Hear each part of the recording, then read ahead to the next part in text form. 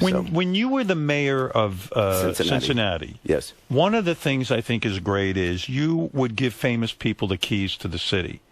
And I've always wanted to ask someone who was a mayor. So great. Yeah, like, do you just take your personal favorites and send out a note and say, we're going to give you a key to the city? Understand, when I was mayor, I was only 32. Right. So I was still basically a kid. Right. And I love these people. And so it was totally me. I gave out more keys. By the time my term was up, we ran out of keys. Right. No, that's true. I started to give out the combination. 25 to the right, 14 to the left. I'm reading some of the people. Linda Ronstadt. Yes, I loved her. Who was a great beauty and a great talent, right? Oh, God, I loved her. Did you try to go out with her? Were you also trying to meet people? You were 32. Why not? Yeah. No, well, I think at the time she was with Jerry Brown. Right. I think so. Hey, well, you go, hey, she's into politicians, maybe me. Yeah. No, but Linda Ronstadt, there was a story with her, though. One of the things I said when I was running for mayor is that we're going to bring rock and roll to Cincinnati because we had Riverfront Stadium where the Reds and the Bengals played, which meant that only 88 days a year was the stadium being used. 270-something, it was not. And I thought, one, I like rock and roll, but beyond that, I said, why don't we use the stadium for concerts and start commerce? Making somebody? Yes. Yeah. So I said that if I'm elected, we're going to have Cincinnati. Remember, Cincinnati is a very conservative town. So we're going to have Cincinnati's first outdoor rock concert.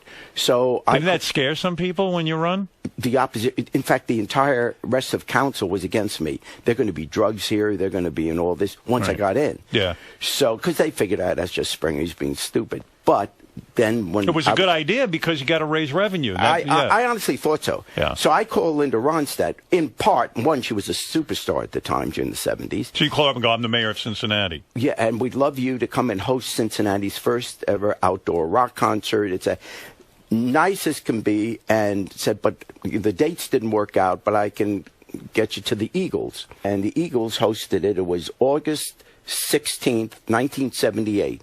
Riverfront Stadium, 60,000 people packed in from 1 in the afternoon to 11 at night. Wow. And, all on the field there were their candles and all this kind of stuff.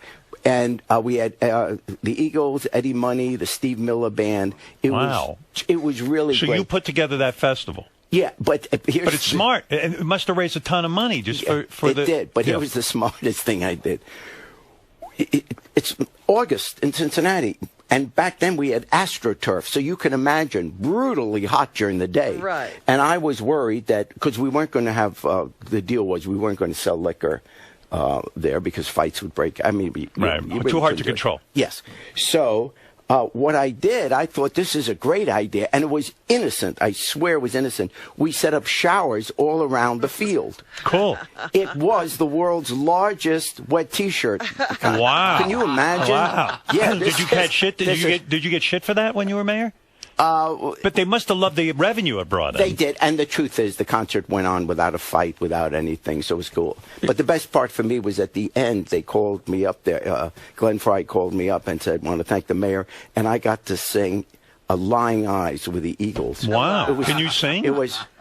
Well, people get involved because they have to guess where the notes are supposed to have been. Yeah. They are B flat. So when on Lion Eyes, you'd come in on the chorus, like No, I knew all the words at the time. You sang the whole thing. Oh, I sang the whole thing. Really? Yeah.